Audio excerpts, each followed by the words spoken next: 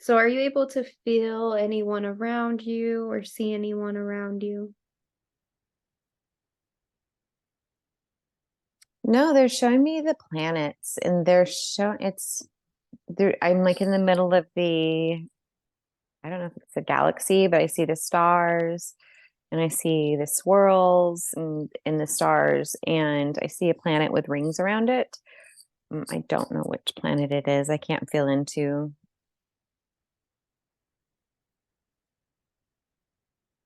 saying Saturn, Jupiter, Saturn. So why did they decide to show you Saturn today?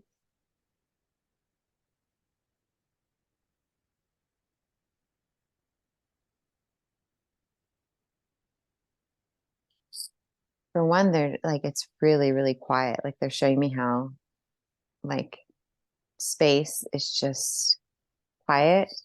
They're also showing me like there's fire and there's that element of fire of Saturn that we're connecting with. Let's see. Can you guys show me more as to why you're showing me this? Oh, they're showing me that fire is cleansing. Fire is very, very cleansing and alchemizing and neutralizing of uh, matter that once was. And that what we're experiencing right now in our timeline, it's whether it be rain, fire, or any other destruction that we may see, that it can seem scary, but it's very, very cleansing of that is needed to alchemize.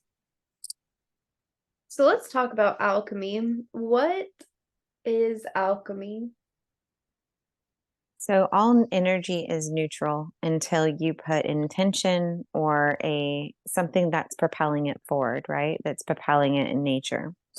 And so alchemy is taking something that has a positive or negative ion and bringing it back to neutrality, bringing it back to its original form of existence.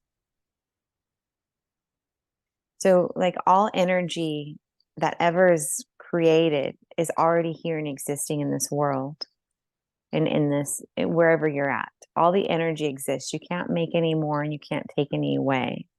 So, if you have too many positive, like they're showing me like positive ions and negative ions, for some reason, we're using that in this discussion. So, if you have too many negative ions, that's throwing off the polarity and the balance and the harmony, then alchemy is taking it and making it neutral again so that it can be moved forward and created in to create more of a balance. So we have all heard about chemical alchemy, how to change one element to another, how to change lead into gold, but how can we use alchemy in our everyday life?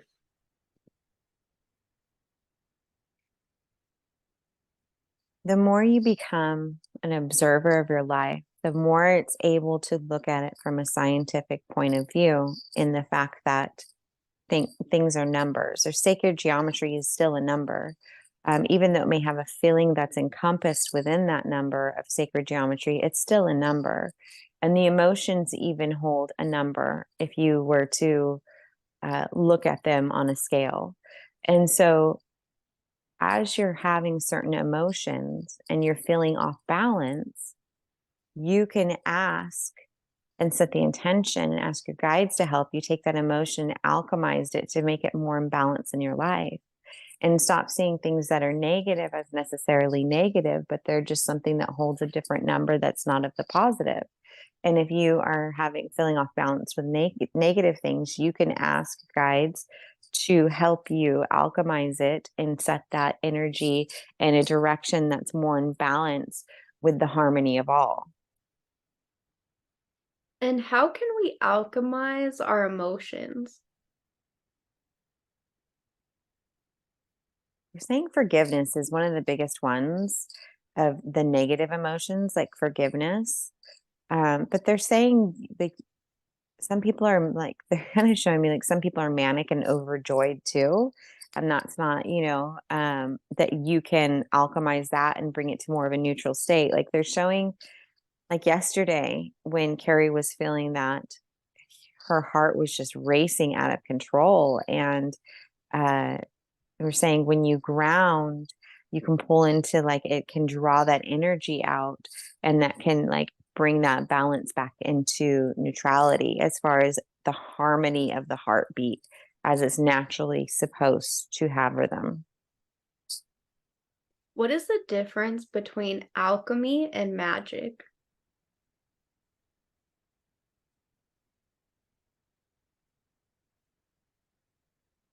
Really, terminology. And it's all just mastery of the energy. So would you say magic is more something we call it magic if we don't have an understanding of the way that we're manipulating energy in some way? Yeah. So it's all, I mean, and most of what these things that you do, it's all the same in as far as what it actually is. Now, the terminology can create more of a honed in intention of what you would like to do. So if you call it, say you call it Reiki, it's still you're working with energy, you're with the intention to alchemize and to help have a healing space. Whether it's, Wiccan magic is what or medicine, you're working with the elements to create an outcome and to manipulate that energy. Either way, it's still like alchemy is bringing in the balance, and doing those other things has a more like focused intention of what you're doing with that energy. If that would be, I guess, our best explanation of the difference.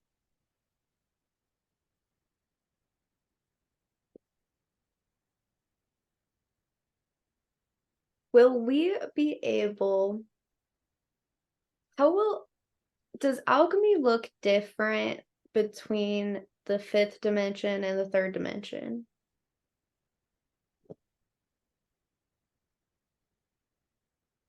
As far as perception or with the eyes?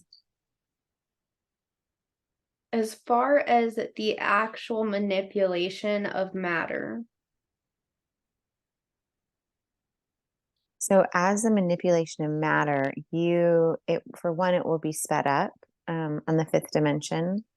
But a difference is now you don't see the energies that you're working with. And on the fifth dimension, you will be able, it's like all of your receptors, your chakras will be able to see and sense and feel, and like they'll all be open to actually have a very conscious awareness of the energies.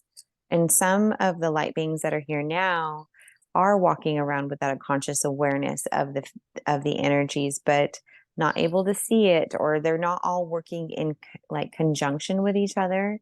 But when your energy centers are all open, it changes the way you perceive the energy. So you have more of an awareness and more of an understanding and a consciousness and a co-creation. You understand that you're co-creating with those energies as well.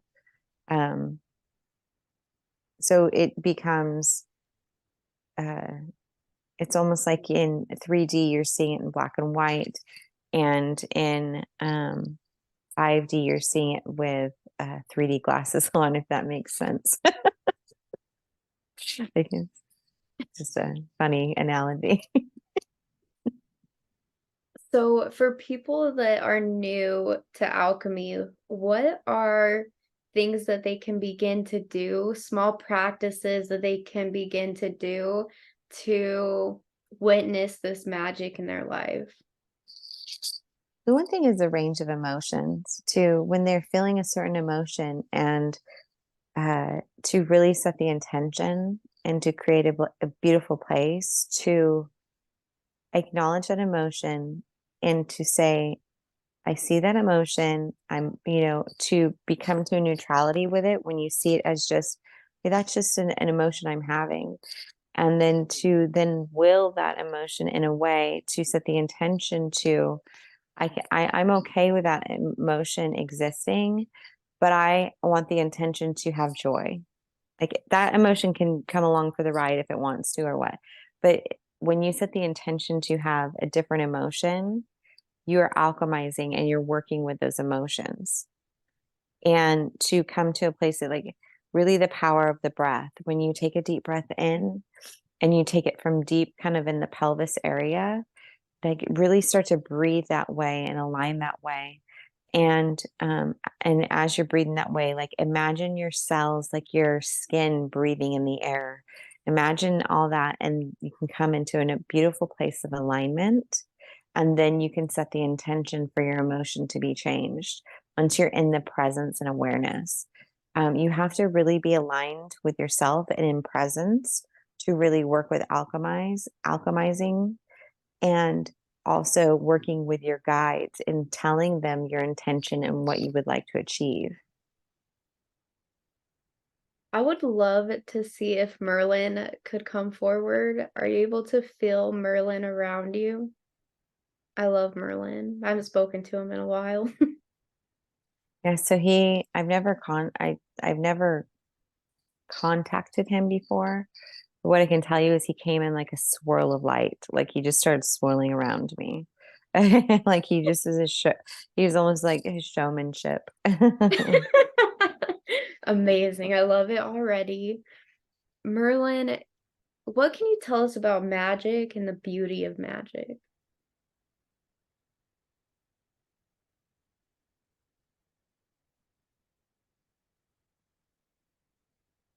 And so he's just like showing me how much fun it is. He's showing me like once you learn to master your emotions, once you learn to understand that you are the energy that you are working with, that there's no separation between you and that energy. And it's like a symbiotic relationship. And once you do that, like the world just opens up and you get to have fun and you get to help and help people a lot too in that. But more or less, like he enjoys it. It's like like that swirly light he just shows me. Like he's just like, once you realize it, it's just like the symphony of, you're the conductor in the symphony of life. And, you know, like the intention behind your heart and your will and what you want to do. Um, It's showing me like if you have an ill intention, that like it's not a beautiful symphony. Like it won't it you can't work with it the same way. Like the harmony of nature won't work with you in that way. That it will reverberate back to you. But he said it's just like the way he's swirling around and just the symphony of life is beautiful. So is that what black magic is considered?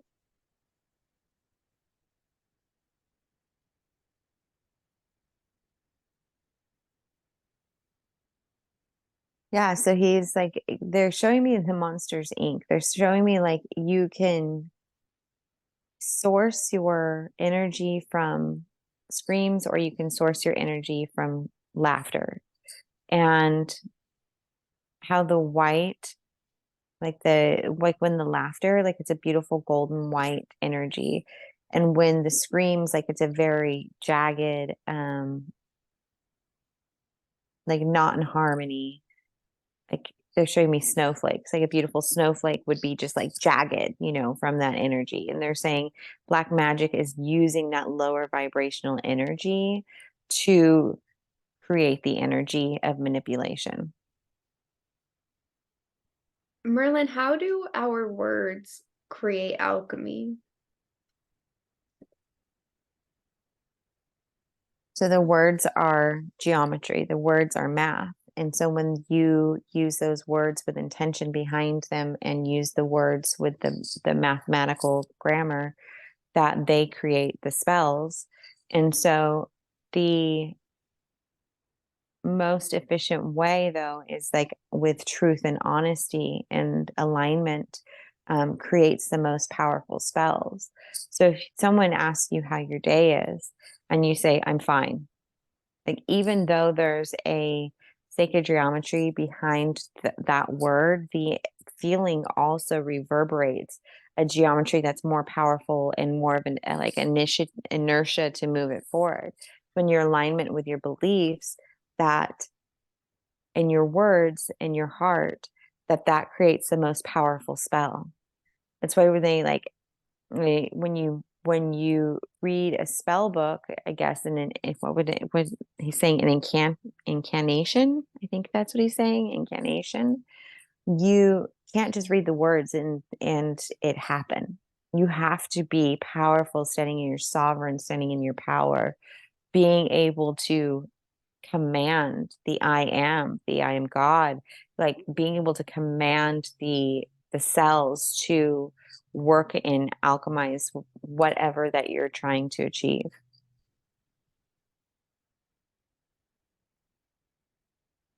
How come in Harry Potter they always have a magic wand? What is the symbol of the wand?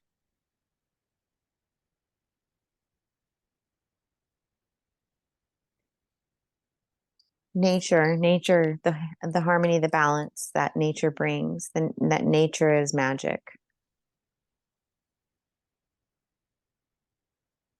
So So it brings like a balancing, it brings like the element of balance. Like otherwise they say it's like if you don't use something like that, like in that symbolism, that it would harness more chaos, and that the wand neutralizes and grounds the energy so it's more of a streamlined, harmonious energy. so the wand would have to be a natural element of earth. They couldn't be plastic or something. Correct. Ooh, that's interesting. And what did the oh my gosh, what is it called? The thing in Harry Potter where they are chasing it for their game. Oh my gosh, what's it called? I might have to come back to that because I don't remember what it's called. Is it Quidditch? Yes. So you know the in Quidditch, the ball that they're chasing that like flies around by itself Oh and yeah. they chase it. Um, I can't remember the name of it, but was there a greater symbolism behind that also?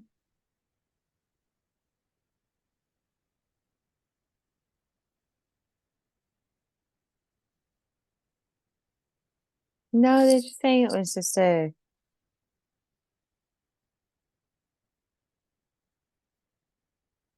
a fun thing.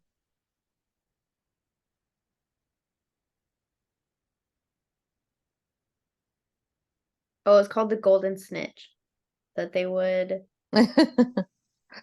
Thinks it's funny. It's just a fun thing. Like it was just a tool to get them to uh be able to ride their broomsticks, I guess, more efficiently. Like he's saying like in magic, everything's the more you can make it fun in a game, not a game and that you don't respect it and honor it and appreciate it, but the more that you can make things fun, like it's easier to be in balance with yourself, that you're able to just achieve what you want to achieve. So, how come wizards and witches always fly around on broomsticks? And is that an ability that we have? We have the ability to levitate and to fly. Um, However, on 3D Earth, it's very, very hard to, without the right training and the right understandings, um, to be able to utilize that. But on other planets, it's just that's a way of being. So a lot of you have remembrance of that, being able to do that. And they're just saying like they use a lot in the um, sorcery imagery of elements because working with the elements and working with the natural resources to be able to do so. So just as a wooden wand was used, the broomsticks are just another analogy of nature helping to make magic possible. It's a Beautiful. wives, yeah, it's a wives' tale, but like he's really showing me. So it's about to be Halloween, and we always see people put things up in their yards with like demons and dark beings and entities. How does he feel about this? How does he feel about the idea of Halloween and these things just being portrayed to us once a year? Well, the veil is thin during this time, and so the the thinning of the veil between the etheric realm. So it was more or less about contacting your how it began was more or less about contacting your past loved ones and creating connections and communications, because the communications and the messages back and forth were easier during this time. And what it turned into was a fear-based time. But what really has happened is that the children that were once this fear was holiday was made to create fear, the children actually became numb to some of this stuff. And so they've created joy out of it. And so the same type of energy can be extracted just from a higher vibrational place of this holiday of what it's been. So, what I can say of it is like, I think it's wonderful that children, explore the opportunity of life beyond humanity, and that there is life beyond the veil, and not to fear it, and to enjoy it, and to play up with it, and place a mask on you, and enjoy that energy. There was a time when it was made out of fear, and what I can see from my perspective is that I'm grateful that it's a happy time. So, was Halloween originally created for children when it was started to be created out of a place of fear? Was that to get us numb to all of these things happening to us later on at a year to witness these things at an early age? There were many intentions behind it that were what you could say not of good. However, that is not how it is. That's not how it's evolved.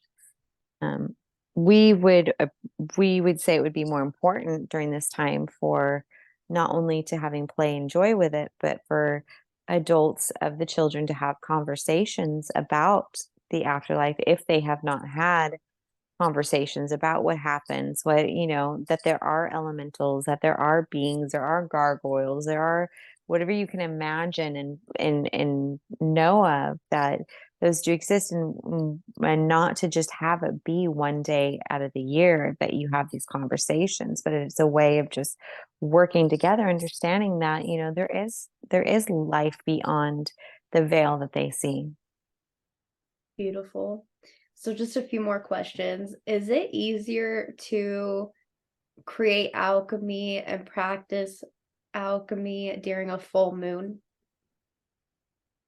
Yes, because the magneticness of the energies that it can draw out, like it can magnetize the intention, like you're saying the intention propels it, like it keeps it moving. So the magneticness can help pull that intention like propelled forward.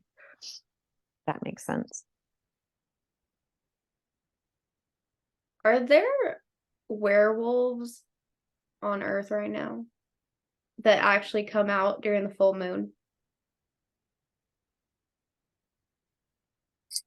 I mean, there are beings that are you would what you would perceive as werewolves, and don't necessarily come out during the full moon. Like they are able to be out whenever. However, the full moon, the intensity of it, like like they almost soak in it. Like it's something to do with powering them.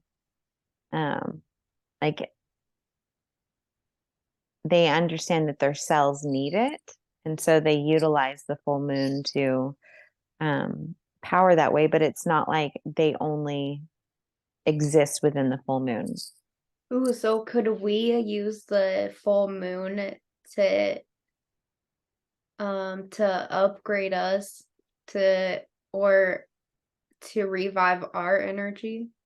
Yes, that's why a lot of holistic practitioners and that they say write down your intentions. You sit down with the full moon, you sit with it of what you know want to release, and it like gravitates, it pulls it, and like what you the intentions of what you'd like to see in your life or manifestation, and it just pulls it forward, it trajectories it forward. So it's like a catapult, it's like a it helps power forward those things. And that's why using that energy is very powerful. Amazing. Does Merlin have any final messages for the collective and how they can create magic in their own lives?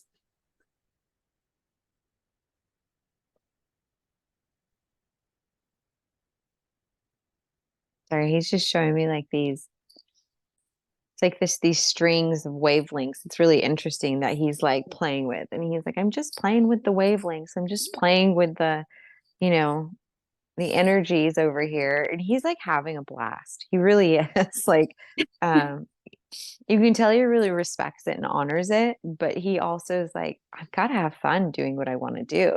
Like I was given this a gift and ability to be able to do this. And he's like, he also shows me he did a lot of healing during that time as well, and helping people heal. So it was really interesting. But I guess it's the main things that he wants to say is just to enjoy your life, to not look at everything as this doom and gloom, but to take what you have, make the best of you can, alchemize it, enjoy it, honor nature, work with nature, co-create with nature, and just you can be powerful and here for a big mission and also enjoy your life, and enjoy doing it, enjoy the process. If you are doing something you're not enjoying the process, that maybe it's time to reevaluate uh, the intention of where you're coming from and maybe to make different choices. So is laughter actually one of our greatest superpowers? Laughter and just like smiling, but not just smiling from your heart, like smiling from your face, smiling from your heart, but your cells. But let your cells smile, like laughter, smiling, anything of that, like hugging each other. Hugging each other heart to heart is beautiful. It's a way of the souls connecting. Amazing. Thank you so much, Merlin. You're welcome.